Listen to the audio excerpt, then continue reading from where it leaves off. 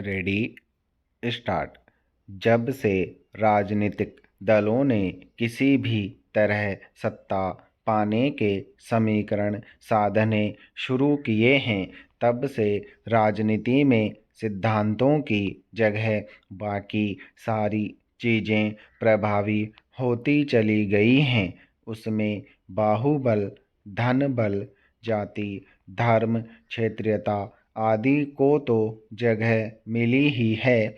ऐसे प्रत्याशियों का मोल बढ़ गया है जो किसी भी तरह अपनी सीट जीत सकते हैं। यही वजह है कि दल बदल विरोधी कानून होने के बावजूद पिछले कुछ सालों में सांसदों, विधायकों के पाला बदलने की प्रवृत्ति फिर से तेज हो उठी है। इस तरह कई राज्यों में ऐसे दल सत्ता पर काबिज हो गए जिनके पास बहुमत नहीं था, पर दूसरे दल के नेताओं को तोड़कर अपने पाले में ला सके। अभी 5 राज्यों में चल रहे विधानसभा चुनावों में तो जैसे सारे रिकॉर्ड टूटते नजर आ रहे हैं। ऐसे कई विधायक हैं जो अपनी पार्टी की स्थिति डामाडोल देख दूसरी पार्टी में जगह बनाने की कोशिश करते देखे गए या देखे जा रहे हैं। पंजाब में तो एक विधायक ने पिछले 1.5 महीने में 3 बार पार्टी बदली। ऐसे ही कई विधायक गोवा, उत्तर प्रदेश और उत्तराखंड में भी देखे गए। उत्तर प्रदेश में तो सत्ताधारी दल से टूटकर जीत की संभावना वाले दल में शामिल होने वाले विधायकों का तांता सा लग गया था। इस तरह नेताओं के पाला बदलने से लोकतंत्र जैसे मजाक बन गया है। धन्य है वे राजनीतिक दल भी जो ऐसे विधायकों से गलबहिया कर लेते हैं। दरअसल पिछले कुछ सालों में राजनीति का भी कारपोरेटीकरण हो गया है। जहां वेतन अधिक मिला वहीं नौकरी पकड़ ली। राजनेताओं को भी पार्टी के सिद्धांत और उसके या फिर समाज और देश के प्रति निष्ठा से ज़्यादा सत्ता में जगह पाने का सिद्धांत महत्वपूर्ण लगता है। वे अब सत्ता से कतई बाहर रहना नहीं चाहते। राजनीतिक दलों को भी अगर कोई नेता ऐसा मिलता है जिसके चुनाव जीतने की गारंटी लगती हो, वे उसे गले लगा लेते हैं। नेता का चरित्र देखने की जहमत नहीं उठाते। यही वजह है कि राजनीति में आपराधिक पृष्ठभूमि के लोगों की तादाद लगातार बढ़ती गई है। बेशक इसे लेकर अदालतें तल्ख टिप्पणियां करती रही हों, पर राजनीतिक दलों को इससे कोई फर्क नहीं पड़ता। उनमें इस मामले में एक मूक सहमति सी भी जान पड़ती है। पश्चिम बंगाल चुनाव के समय कई नेता इधर से उधर गए।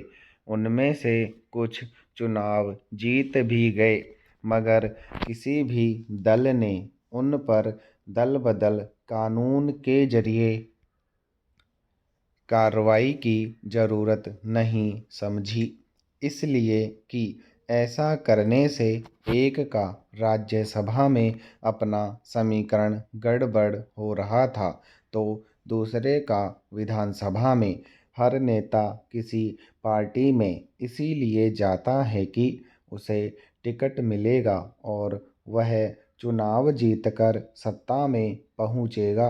मगर पिछले कुछ साल पहले तक हर पार्टी की पहचान उसके कुछ सिद्धांत हुआ करते थे।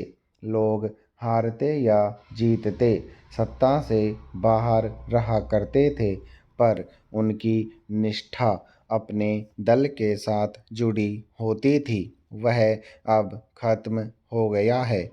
यही वजह है कि हर चुनाव के वक्त दल बदल की प्रक्रिया तेज हो जाती है। कुछ राजनीतिक दल खुद भी दूसरे दलों के नेताओं को तोड़ने का प्रयास करते हैं। यह स्वस्थ लोकतंत्र की पहचान नहीं कही जा सकती। राजनेता तो शायद ही अपनी इस आदत से बाज आएं, पर इसमें मतदाता की जिम्मेदारी और उसका विवेक भी प्रासंगिक होने लगा है। जिस दौर में सबसे ज़्यादा जोर इस बात पर दिया जा रहा हो कि देश में भ्रष्टाचार को खत्म करना सरकार की सबसे बड़ी प्राथमिकता है, उसमें हर कुछ समय बाद नए घोटालों का सामने आना क्या दर्शाता है।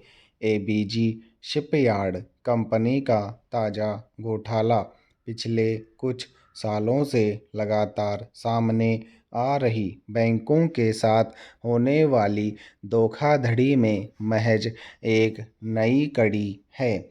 एबीजी शिपयार्ड कंपनी की हेराफेरी को देश के बैंकिंग इतिहास का अब तक का सबसे बड़ा घोटाला बताया जा रहा है।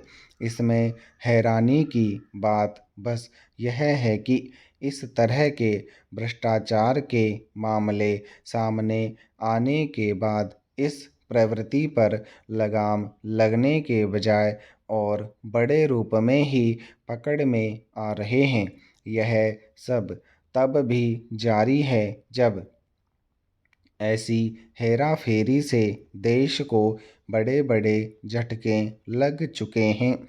सवाल है कि भ्रष्टाचार को दूर करने को अपनी सबसे अहम प्राथमिकता घोषित करने वाली सरकार और समूचे तंत्र की सीमा आखिर क्या है कि घोटालों का एक सिलसिला कायम है और एक के बाद एक व्यापक भ्रष्टाचार के मामले देश के सामने नई चुनौतियां खड़ी कर रहे हैं।